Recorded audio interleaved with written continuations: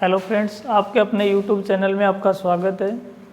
Number system के बारे में हमने पढ़ा था और नंबर सिस्टम के मैंने क्वेश्चन भी करवाए थे। आप अपना टेलीग्राम ग्रुप ज्वाइन कर लेना और वहाँ से इसकी पीडीएफ भी ले लेना, बाकी और भी डालूंगा मैं। आज मैं वर्गमूल के बारे में बता देता हूँ। वर्गमूल के बारे में देखो क्या होता है। सबसे पहले वर्गमूल के बारे में एकदम बेसिक से पढ़ेंगे अपन। वर्गमूल क्या रहता है? Square root.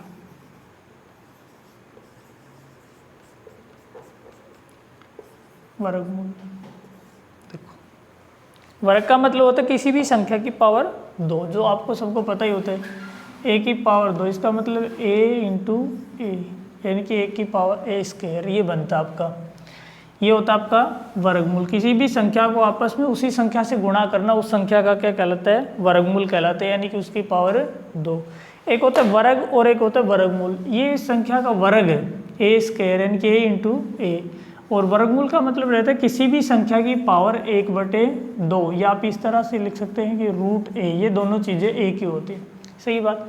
अब देखो 1 से 25 या 30 तक की वर्ग संख्याएं आपको याद होनी चाहिए। फिर उसके बाद हम वर्ग निकालते कैसे वो सीखते हैं। उससे पहले हमें ये ध्यान रखना चाहिए, कई बार सवाल इस तरह से आ जाता है। पहले ही क्वेश्चन है जो एकदम बेसिक है कि कह दे कि निम्न में से कौन सी संख्या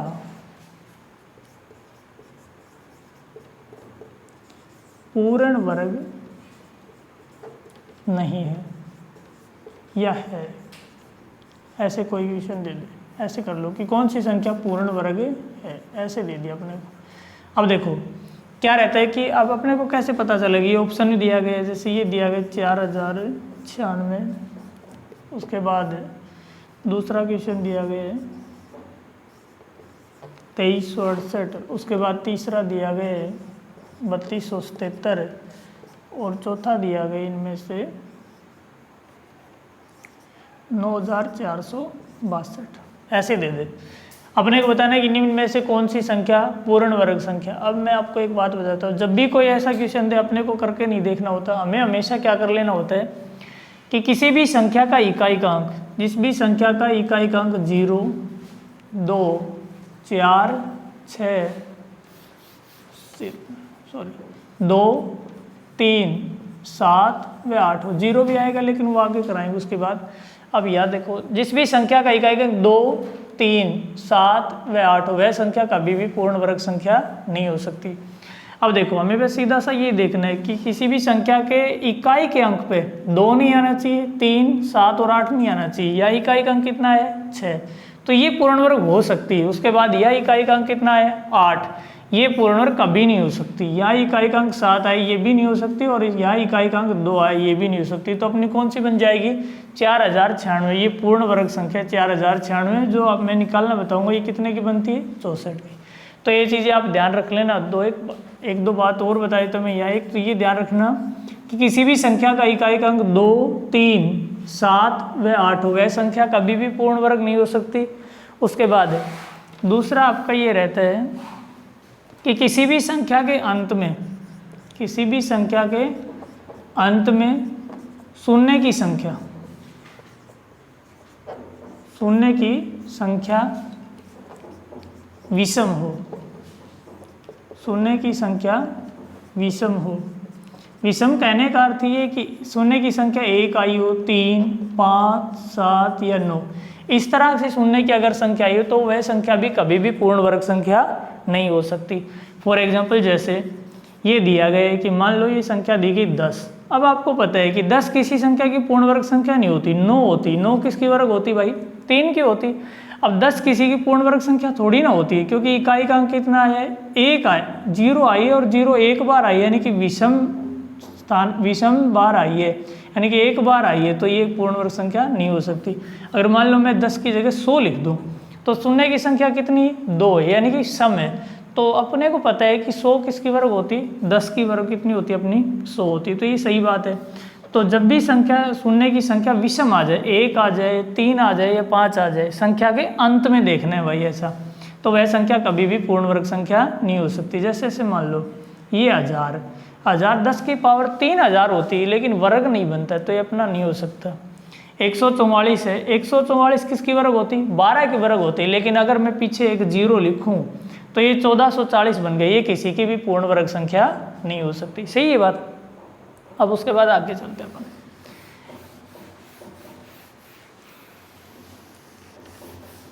दो चीजें ये थी, एक ये रहते हैं कि किसी भी संख्या में दशमलव विषम स्थान बाद आया हो, किसी भी संख्या में दशमलव विषम स्थान बाद आया हो, विषम स्थान बाद आया हो,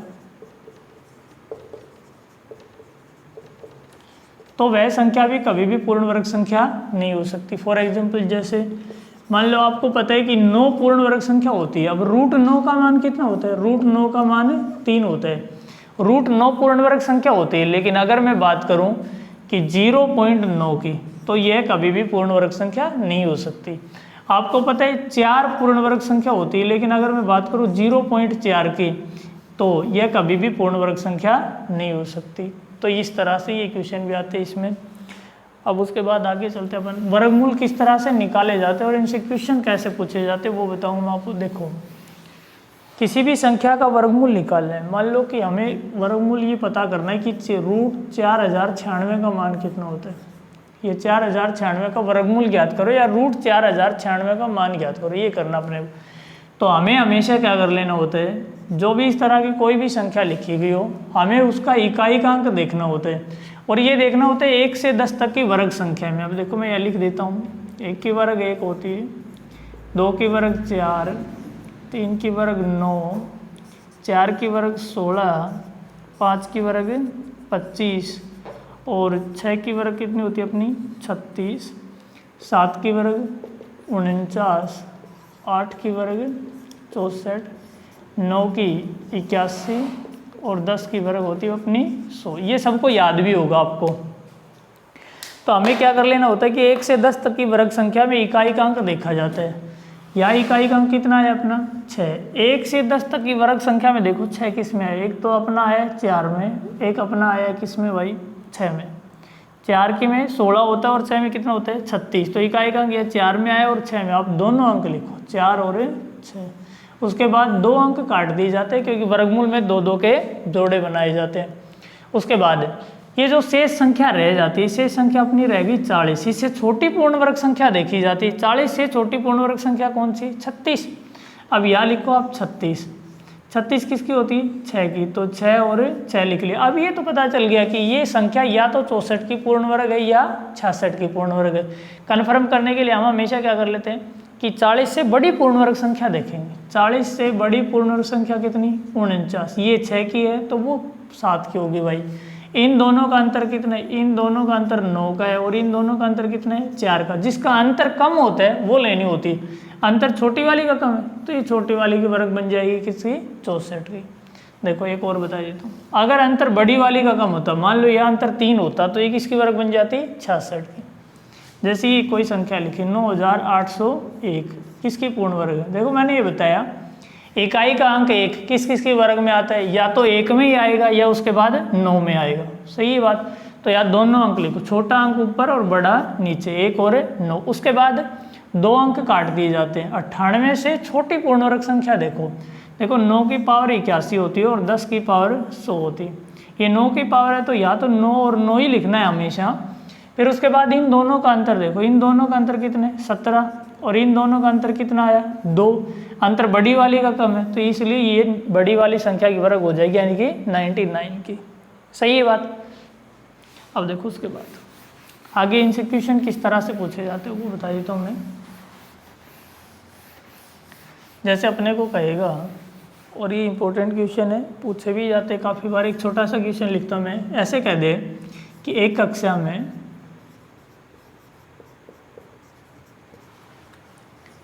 कुछ विद्यार्थी थे।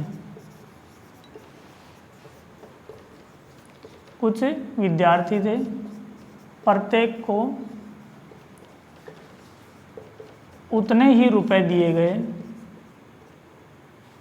उतने ही रुपए दिए गए जितने की कक्षा में विद्यार्थी थे, यदि कुल रुपए 100 हो तो विद्यार्थियों की संख्या ज्ञात करो। विद्यार्थियों की संख्या ज्ञात करो। देखो इतना छोटा सा क्वेश्चन है, ये मैंने इसलिए लिखा है कि चीज़ जो कहना चाहता है वो समझ आ सके। अब आपको पता है कि एक कक्षा में कुछ विद्यार्थी, उतने ही रुपए दिए गए जितने की कक्षा में विद्यार्थी थे, और कुल रुपए 100 दिए गए, विद्यार्थियों की संख्या ज्ञात करो। एक बात बताओ, सबको पता है ये चीज़ कि मान लो कि 10 विद्यार्थी और प्रत्येक को 10-10 रुपए दिए गए होते तो कितने रुपए बन जाते? 100 रुपये बन जाते। सही है बात। तो कहने का अर्थ ये कि जो संख्या लिखी हुई होती है ना, उसका वर्गमूल कर लिया जाता है। अगर दोनों चीज़ें बराबर दी हुई, कक्षा में उतने ही विद्यार्थी है जितने की विद्यार्थियों की संख्या, दोनों बराबर दी गई है, तो आप दी गई संख्या का वर्गमूल कर लो, तो √100 का मान कितना आ जाएगा अपना? 10। ये आपका आंसर। सही बात। अब मैं यहाँ संख्या अगर बदल के भी लिखूँ तो भी कोई फर्क नहीं पड़ता। अभी काफ़ी बार पूछा जाता क्वेश्चन है, मान लो ये कह दे कि यदि कुल रुपए 11,025 दिए गए, कुल रुपए 11,025 दिए गए, विद्यार्थियों की संख्या ज्ञात करो। तो आपको तो पता है कि 11,025 किसकी पूर्ण वर्ग संख्या होगी, हमने तो ये देखना है। √11,025 का मान निकालें। अब मैंने ये बताया 1 से 10 तक की वर्ग संख्या में इकाई का अंक 5 किस में आता है, ये देखो 5 तो 5 में ही आएगा, उसके बाद 2 अंक काट दिए जाते। 110 से छोटी पूर्ण वर्ग संख्या कौन सी होती भाई? 100 की। 100 किसकी होती? 10 की। तो ये 105। यहाँ तुलना करने के लिए कोई दूसरी संख्या है नहीं, तो अपना आंसर कितना आ जाए? 105 आ जाएगा। एक और क्वेश्चन लिख देता हूँ मैं।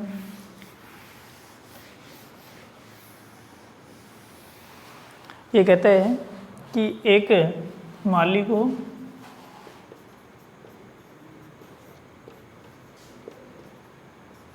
खेत में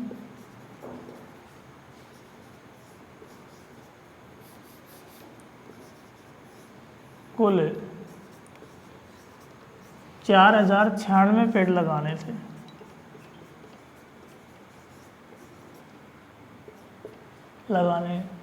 वह प्रत्येक पंक्ति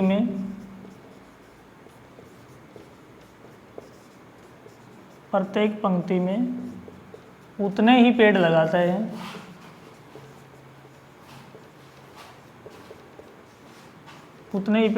है जितने की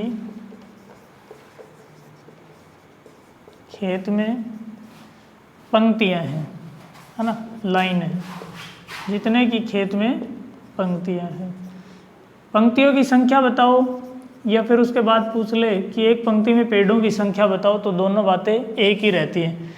तो 4,096 अब आपको बताया था मैंने कि दोनों चीज़ें बराबर दी गई, तो दी गई संख्या का वर्गमूल कर लेते हैं। तो √4,096 का मान कितना आ जाएगा अपना? आपको पता है 1 से 10 तक की वर्ग संख्या में ये देखा है 6 किस में आता है, तो 6 किस में आता है भाई? 4 में, और उसके बाद 6 में। 2 अंक काट लिए जाते हैं। 40 से छोटी पूर्ण संख्या कौन सी? 36। 36 किसकी होती है? 6 की और 6 की। अब इससे बड़ी पूर्ण वर्ग संख्या देखी जाती है 49। इन दोनों का अंतर कितना? 9। इन दोनों का अंतर कितना? 4। अंतर छोटी वाली का कम है, तो इसलिए छोटी वाली। और ये मैंने पहले भी कराई, किसकी आ जाएगी अपनी? 64 की। उसके बाद देखो ये लैंग्वेज के जो भी क्वेश्चन है, ये कल PDF बनवा के और उससे करवा देंगे। अभी मैं संख्याओं के क्वेश्चन बताए, तो इसमें इस तरह के क्वेश्चन जो इम्पोर्टेंट होते हैं ये पूछे जाते हैं। जैसे कई बार ये पूछा जाता है, ये दे देता है कि भाई √1 + x/144 बराबर 13/12 हो तो x का मान ज्ञात करो। x का मान ज्ञात करो। देखो ये काफ़ी बार पूछा गया क्वेश्चन है और अच्छा क्वेश्चन रहता है।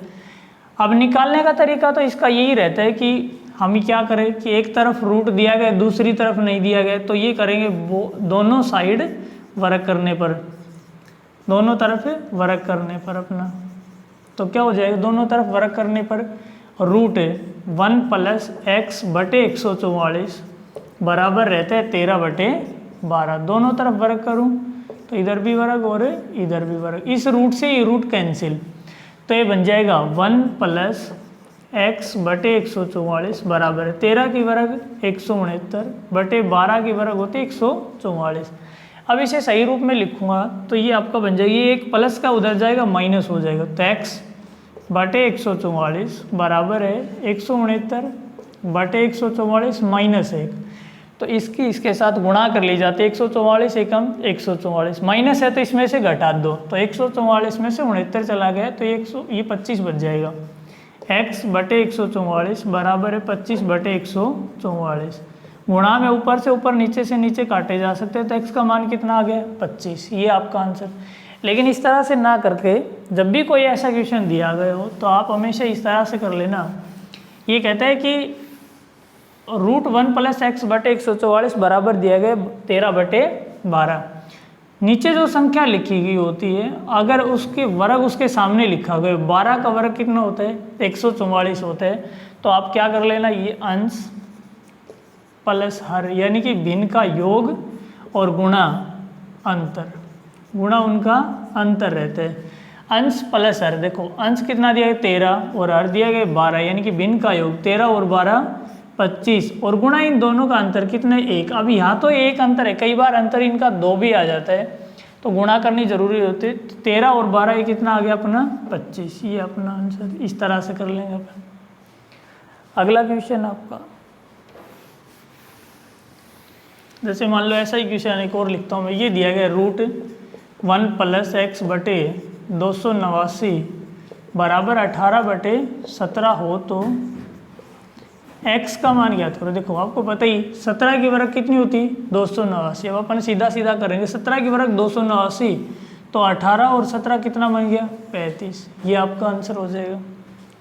अगला क्वेश्चन आपका, और ये भी इम्पोर्टेंट क्वेश्चन है।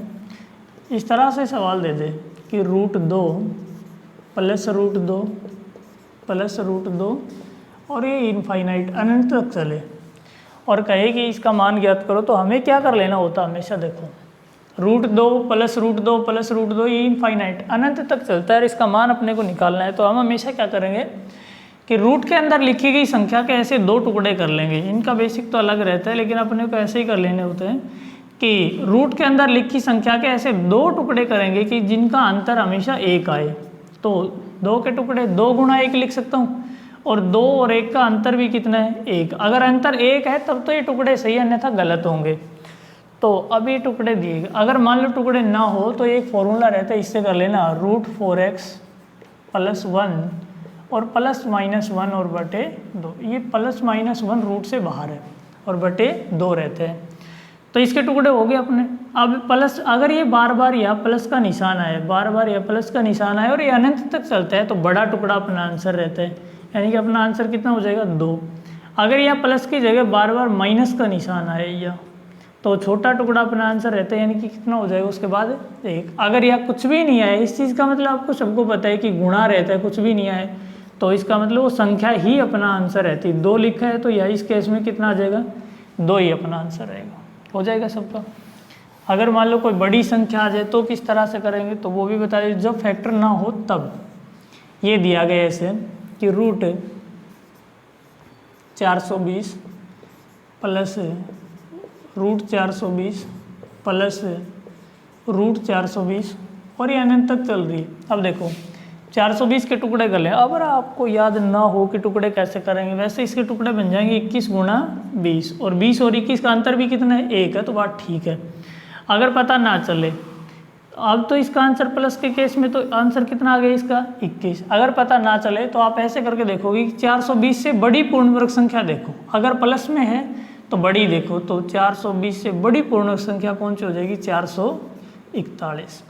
और 420 से छोटी पूर्ण वर्ग संख्या कौन सी होती 400, जो किसकी होती 20 की और एक किसकी होती 21 की। तो देखो 21 × 20 कितना आ जाएगा 420, और प्लस में है तो बड़ा वाला अपना आंसर और माइनस में है तो छोटा वाला अपना आंसर, यानी कि 20। ऐसे कर लेंगे अपन।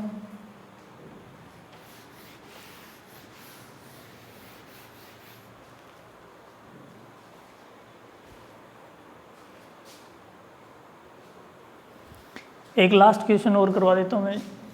इस तरह का क्वेश्चन दिया गया, मान लो √5 और क्वेश्चन मार्क दिया गया। अब इन दोनों क्वेश्चन में ध्यान रख लेना, √5 ये अनंत तक नहीं चलता है ना, ये यहाँ तक ही है। तो जब भी कोई ऐसा क्वेश्चन दिया गया तो बेसिक तो आपको पता ही, आप किस तरह करोगे इनके कि 5 और रूट 5 दिया गया, तो इसका मतलब 5 की पावर 1/2 है गुणा 5। रूट 5 के ऊपर कितनी बार रूट लिखा है, 2 बार लिखा है, तो 5 की पावर 1/4 बन जाएगी। 1/2 गुणा 1/2, रूट कितनी बार लिखा है, 3 बार, तो गुणा 1/2, 4 दूनी 8, ऐसे बन जाएगा। अब इन संख्याओं के बेस बराबर दिए गए और एक गुणा के रूप में लिखी है, तो इनकी पावर ऐड कर ली जाती है। तो 5 की पावर 1/2 प्लस 1/4 प्लस 1/8, 5 तो 5 रहेगा ही। उसके बाद इनका एलसीएम ले लेंगे, 2, 4 और 8 का एलसीएम कितना आया, 8, 2 चौक 8, 4 दूनी 8, 8 एकम 8, तो 5 तो ऐसे कैसे ही रहेगा, 4, 2, 6 और 1 है 7, तो ये बन जाएगा 5 की पावर 7/8। लेकिन आपको इस तरह ना करके हम हमेशा इस तरह से कर लेंगे, जब भी कोई ऐसा क्वेश्चन देगा √5 और √5, देखो 5 जो सेम संख्या रिपीट होती रहती है वो ऐसे कैसे लिखेंगे, तो 5 को तो एज इट इज लिखो। उसके बाद ये कितनी बार आया होता है ये देख लेना होता है, 5 1 2 और 3 बार आया है, तो 2 की पावर 3 लिखो। 2 की पावर 3 कितनी होती है, 8, हमेशा 2 की पावर ही लिखेंगे।